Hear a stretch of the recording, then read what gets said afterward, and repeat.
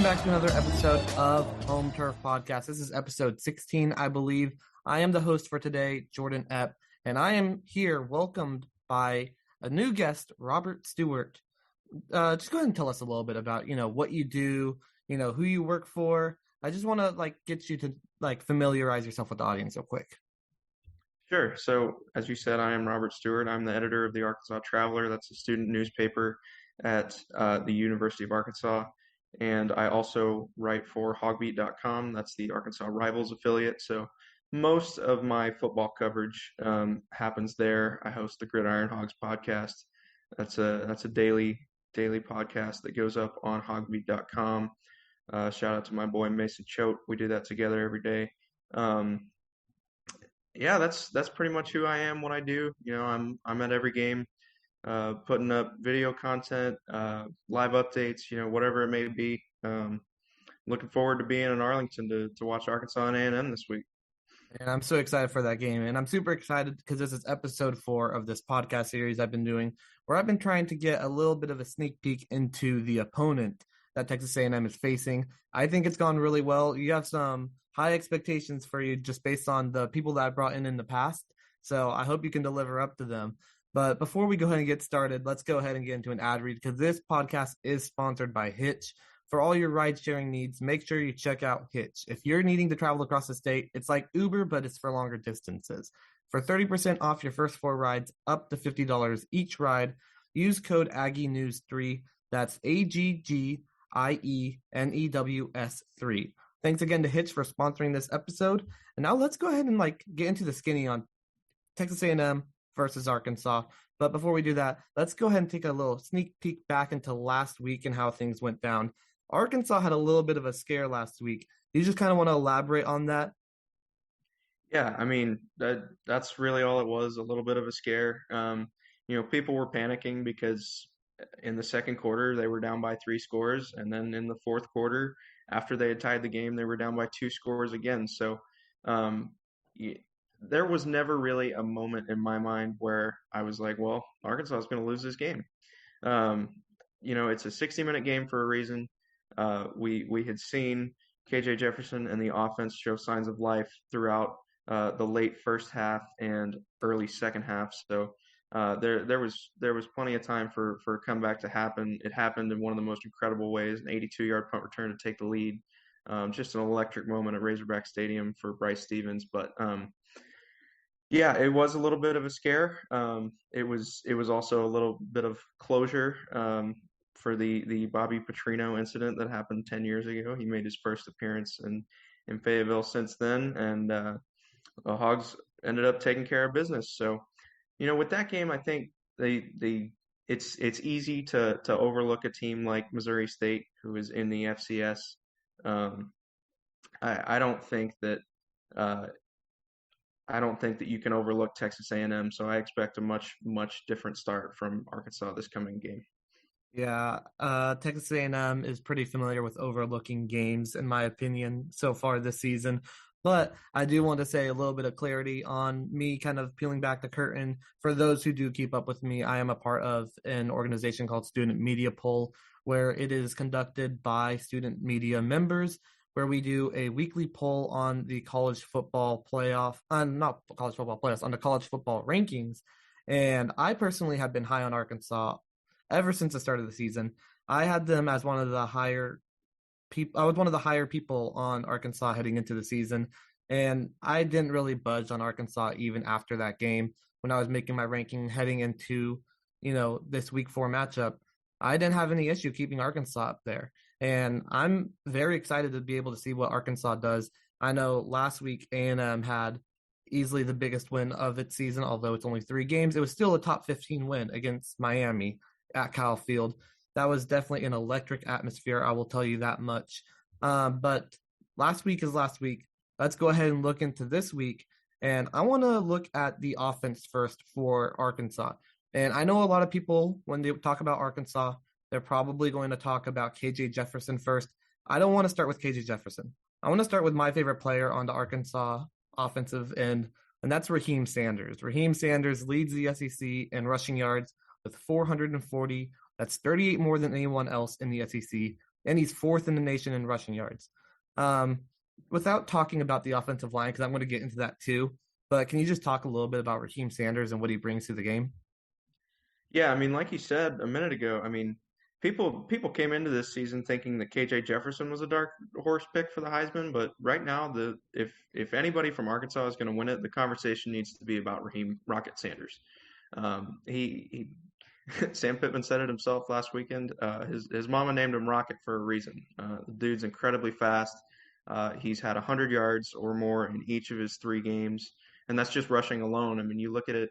Last week, he had a 73-yard receiving touchdown, and that was on a shovel pass. I mean, how often do you see something like that? Granted, again, FCS foe, but um, I mean, the dude's so fast, and you touched on it a little bit too. Having a veteran offensive line, which returns 4 of its 5 starters from last year, and Luke Jones, the left tackle, the one newcomer. I mean, he's been in the program for a while, so he gets it, and I mean, I'm trying to think who it was. It was Dalton Wagner a couple games ago. He said that Rocket Sanders makes us look right when we should be wrong. So that sort of gives you a little perspective from the offensive line on what kind of things he can do with the ball. Sam Pittman has hit on it a bunch of times. It feels like he's a more patient back. He's waiting for the right opportunities and he's taking advantage of them. And I mean, like you said, it's showing in the stat sheet. Nearly 450 rushing yards alone through 3 games. The dude's having an unreal campaign so far. I don't know if he can keep it up, but this kind of pace will earn him some place in the Heisman conversation. Again, if he can keep it up. Nearly 150 rushing yards per game. Last season, if you look at the Southwest Classic, Texas A&M had a little bit of issues against the Traylon show. And this year, heading into this matchup, A&M had some issues guarding Miami's running game, especially when they were rushing to the outside. And with speed like Raheem Sanders, I think that can definitely be an issue heading into this game that I think A&M fans are going to need to look at when they're looking at how the offense of Arkansas is going to match up with the defense of Texas A&M. But now let's get into the offensive line a little bit. Yeah, as you mentioned, Dalton Wagner was a name you mentioned, Luke Jones, Brady Latham, Bo Limmer, Ricky Stromberg. I am personally a fan of PFF. I know not everyone has some issues with PFF, but I just want to look into because I think the thing that they do best is their grading of offensive linemen, especially because it's pretty hard for the average person to really analyze the way the offensive linemen perform. But fourth best run blocking grade in the country for Arkansas, sixth best pass blocking grade for Arkansas in the country. Just kind of talk a little bit about, the cohesiveness of that unit. Yeah, for sure. Like I said, 4 of the 5 are returning from last season. I mean, Sam Pittman, before he became a head coach, was an offensive line coach, so you know that's going to be an area of emphasis for him and his team. Um, I think he said 6th in pass blocking in the country. I mean, I the number of times I watched KJ Jefferson last week alone just sit back and not move. Like people always talk about him being a dual threat quarterback, right? He was sitting there in the pocket all day. I mean, maybe you can attribute that to him, not making decisions as soon as he should have been, but he had that kind of time because of his offensive line. Yeah. And then KJ Jefferson, let's finally get into him. I think a lot of people are going to want to talk about KJ Jefferson. I might be bearing the lead here, but KJ Jefferson, fifth in the SEC with 770 yards, 169 rushing yards, 9 total touchdowns. This guy is kind of an all-around player at the quarterback position. Can you talk a little bit about KJ Jefferson and what he brings and what A&M needs to be able to watch out for? Yeah, I don't know how you game plan for this guy, honestly. Shane Beamer, I think that was one of his quotes from a few weeks ago when South Carolina came to Fayetteville. But yeah, like you said, all around guy. I think it's been at least 5 years since Arkansas has had a returning starting quarterback. So I mean, he really means everything to this program. He's a team captain. Um, he can get it done through the air. He can get it done on the ground. He's not afraid to take a hit. I honestly can't tell you that I've ever seen him slide. Um, He's one of the most fierce rushers. I mean, he's got the mentality that, it's going to take one more than one guy to bring me down. Um, and it really shows out there. I mean, it feels like he's a lock for a rushing touchdown every single week. Um, and I mean, he had a career high 385 passing yards last week. He threw his first interception of the season. Can't really put it on him. Trey Knox, the tight end, it was a laser over the middle, and it went in and out of his hands. So definitely not chalking that one up to KJ. He has fumbled a couple of times this year, so if A&M can pry the ball loose, that will be huge. Really, the turnover battle is going to mean a lot in this game, because I think the only reason Arkansas's game with Missouri State last week was close is because the Razorbacks turned it over 3 times. I don't think they had but one turnover in the first 2 games combined. So a clean game from KJ Jefferson. I think he and the running backs are just going to exploit this Aggies defensive line and linebacking core. Yeah, I recall back to the App State game where Texas A&M fumbled 4 times, losing 3 of them. When you lose the turnover battle in that manner, it is definitely hard to, keep yourself in a dominant position. And I wanted to go ahead and check some of the numbers on a couple things you mentioned. For one, turnover-worthy plays, KJ Jefferson only has 1 on the season. And then time to throw, he is one of 25 quarterbacks in the country with an average of more than 4 seconds per drop back on time to throw, which is definitely a testament to both his abilities to keep a play alive and then also his offensive line's ability to not allow pressure going in. Now, if we look at the defense, one of the key things I wanted to highlight was the pressure that unit can bring, though. Drew Sanders is currently first in the SEC in sacks, third in the nation in sacks with 5.5. Jordan Dominic, 4 sacks, which is second in the SEC. Zach Williams, 2.5, which is third in the SEC. So just talk about what this defensive line can bring. And there's a very young A&M offensive line right now. You can even say that it might be more inexperienced than young, but just what kind of pressure will that unit kind of bring to Texas A&M? Really, it's going to be everything, because our Arkansas is missing a lot in the secondary right now, and maybe a lot only amounts to Jalen Catalon. I think nickelback Miles Slusher will be back this week. He was a full participant in Tuesday's practice, so good news on the secondary front. But up front, I mean, Arkansas is just fierce. I mean, you listed all the sack numbers right there. The defensive line was an area of concern coming into this year, simply because the Hogs had 3. They often went with a 3-man front last season, and all 3 of those guys are gone now. Had a couple transfers from Mizzou and one from Illinois State and John Ridgway come play their senior seasons. Now they're gone, and so they had the numbers to fill those gaps. And it turns out that when you have a lot of darts to throw at the board, some are going to hit. You've had that in Drew Sanders, certainly a linebacker. He's been incredible. I think I heard Nick Saban earlier in the year say that he could have started at Alabama had he stayed with the Crimson Tide this season. Jordan Dominic coming in from Georgia Tech, he's been huge. Like you said, second on the team in sacks. And I mean, he had a huge strip sack in the Cincinnati game, I believe, to open things up. And then Zach Williams, a returner on the edge as well. He's been huge. Landon Jackson is another guy you didn't mention. He's like 6'7", coming in from LSU. He got some reps Tuesday on the inside of the line. Actually, he's primarily been used as an edge rusher, but he's a guy I think they want to see in the mix more. They really feel good about both the first and second team defensive linemen. So expect a lot of pressure up front for Arkansas on Saturday. I remember last season, again at the Southwest Classic, Arkansas en route to a victory against Texas A&M. Pressure was a big issue in that game. And as you mentioned, a lot of 3-down sets for Arkansas in that game. John Ridgway, who was drafted by my Dallas Cowboys, he was part of that process where they were just not rushing a lot of people, and they kept getting back there. And Zach Alzado was having a little bit of a tough outing during that time. So Texas A&M will definitely need that to be a point of emphasis for their offense. And one of my favorite players on Arkansas is Bumper Pool. I think Bumper Pool is kind of a fan favorite because I like to joke around and say that he plays exactly how his name sounds. Bumper Pool, third in the SEC, or I believe in the SEC in tackles at 29. Actually, I think that's third in the nation.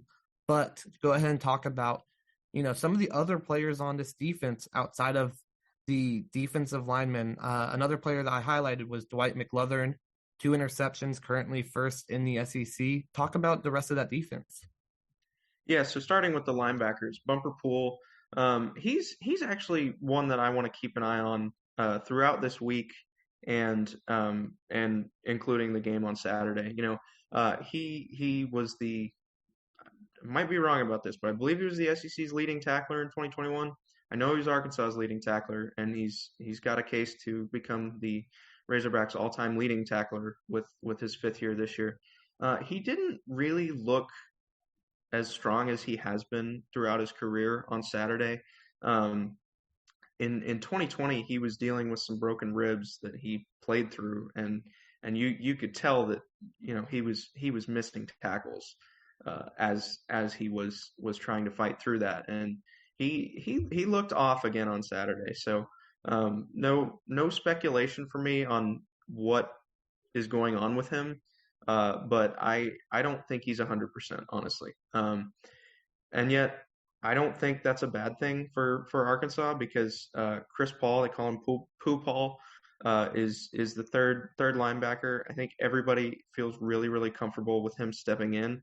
Um, People Pittman and company have mentioned that they like him best in the three linebacker sets. Um, but I wouldn't be surprised to see a lot more of him and Drew Sanders together, I guess by themselves, if Poole is not 100% ready to go. So something to keep an eye out there in the linebacking core. As I mentioned earlier, the secondary, um, it's having a rough time right now. I believe it has given up the most passing yards of any FBS team to this point. So not really a great thing for those guys back there. They lost a couple of defensive backs in Joe Fouché and Greg Brooks over the offseason, transferred to LSU, and yet even then, Dwight McLaurin, as you mentioned, came over from Baton Rouge, and he's been big already. He had an interception against Cincinnati, returned it 51 yards, set Arkansas up for a scoring drive, and he had another one against South Carolina. So he's definitely one of the strongest, if not the strongest, cornerback the Razorbacks have right now. I mentioned Miles Slusher a little bit earlier. He has been out since about halfway through the first game against Cincinnati. He like lunged himself at a player in the backfield and was down for a really long time. So um, the thinking was that it was a concussion. Don't have that confirmed, so don't quote me on it. But he was in non-contact green jersey Monday at practice, upgraded to full Tuesday. So that's a player that Arkansas really needs to have back after reeling last week. Who else is back there? Latavius Brini has played a lot of safety in the absence of Jalen Catalon. He started several games for defending national champion Georgia last season. So that's a big piece back there. Other names to know: Simeon Blair. He's the team captain since Jalen Catalon went down with his season-ending shoulder surgery. Not really the best defensive back they have, but because he's a captain, I think they're going to throw him out there a lot. Jaden Johnson's another defensive back who has been burned a few times. I'm forgetting Malik Chavis.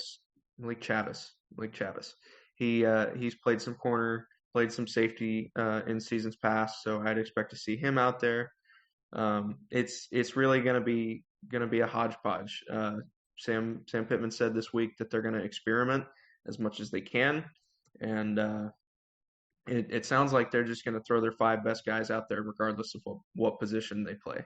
Haven't even mentioned Hudson Clark either. He opened the year as the Hogs' top corner, so he'll factor in the mix at some point too. Don't know if he's going to start. It it'll be interesting to see if the Aggie passing attack can come alive because this is the perfect opportunity for them to do so. Now, I want to kind of dig into a little bit on our expectations for the game. So I'll kind of talk about how I expect things to kind of fare out for the Aggies. The Aggies so far this season have kind of been a hard team to read, in my opinion, especially because there was just made a lot of change in that last game. The team looked fairly different in week 3 than it did in week 2, week 1, not just because of the fact that you had a new quarterback starting, you had Max Johnson coming in to replace Haynes King, who Max Johnson will likely be the starter again against Arkansas. But also, there was the whole complication of 4 freshmen being suspended for the game. It was speculated that it may just be for a half, turned out to be the whole game. Evan Stewart, Chris Marshall were 2 of the top 4 leading receivers for the Aggies on the season. And so it becomes interesting on how exactly they're going to approach this game. Do they still have that suspension going on because it ended up being a little bit longer than we thought it was going to be to begin with? But in general, it's kind of a question mark on how that passing attack is going to perform. And if Arkansas has a little bit of a question mark, if there's ever a time for the Aggie passing attack to come alive, I think it's going to be this game. And it's going to be very important for Max Johnson specifically to kind of have to make a statement on, hey, this is my time to show that I am the starting quarterback. Here's why I'm the starting quarterback. And this is why I should play for the rest of the season. And I'm not entirely sure if the team is going to try and focus more on the run or if they're going to focus more on the pass, because I know they want to run the ball, but can they just run the ball the entire time? I think that's something that you got to watch for during the offensive performances. Where do they try and put that emphasis? Do they want to say, okay, we are a running team, or okay, we're going to try and make the passing attack happen?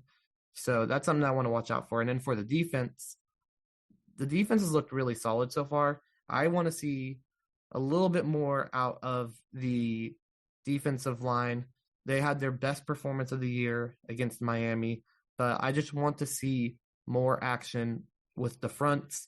I want to see more I want to see more things happen there. I want to see more pressure. I want to see what they can do to try and make life difficult for KJ Jefferson. I don't know if this is a game to do it, though. So I think that if people are wanting to see more from it, I think it's going to have to wait till another week. And then I want to see how the defensive backs perform, because similar to with you all, A&M was short 2 cornerbacks because of the suspensions, and it was a little bit of a hodgepodge last game. But there were some players that definitely stepped up at defensive back, particularly making really good tackles like Bryce Anderson, who is a freshman who played really, really good in week 3. Now, what are your expectations for Arkansas heading into the game? I mean, if I were a betting man, I would take the over on this one just because I know that the Hogs have a lousy secondary right now and also one of the most dynamic offenses in the conference, the Power Five, the nation, whatever you want to call it. You mentioned they need to bring the pressure to KJ Jefferson. Even if they do that, he is so good at escaping sacks, at extending plays outside the pocket, on the run, or with his arm. Like I remember the last time that Arkansas played Max Johnson in Baton Rouge. He dodged a couple sacks and found a wide open running back. I think it was Dominic Johnson, about 30 yards down the field in open field, and he just walked in 10 yards to score. That's another guy we haven't even talked about, Dominic Johnson. He hasn't played yet this year, but he's a running back that Arkansas feels very good about, in addition to Rocket Sanders, who we may need to start a Heisman conversation about. So, I mean, I'm expecting Arkansas to run it down Texas A&M's throats. I would not think that KJ comes anywhere close to 385 yards passing like he had against Missouri State last week, but I would think 200 seems incredibly attainable for him. Probably a couple of touchdowns, and I wouldn't be surprised if he has 60 or 70 on the ground as well with a score. So as of now, I mean the last couple seasons really, the only defense that has been able to contain Arkansas has been Georgia. And, we all know what the Bulldogs did at the end of last year. So I think Arkansas is going to come out firing on all cylinders. They'll be productive on offense throughout the whole game, and I think the Aggies will be able to keep up with them because the Hogs secondary just isn't that good right now. Even with Miles Slusher back in the mix, I think he will help, but I just can't see him being a game changer necessarily. 48.5 points is that line on the over under. Now, let's go ahead and get into some predictions. I won't make you predict the score. That's what I always say. Feel free to if you want to. But if you had to predict how you think this game is going to turn out, go ahead and let me know what you think. I can go ahead and get started for you first. I personally think that A&M will probably end up losing this game. I just think that, as I mentioned at the beginning of the podcast, I am personally very high on this Arkansas team.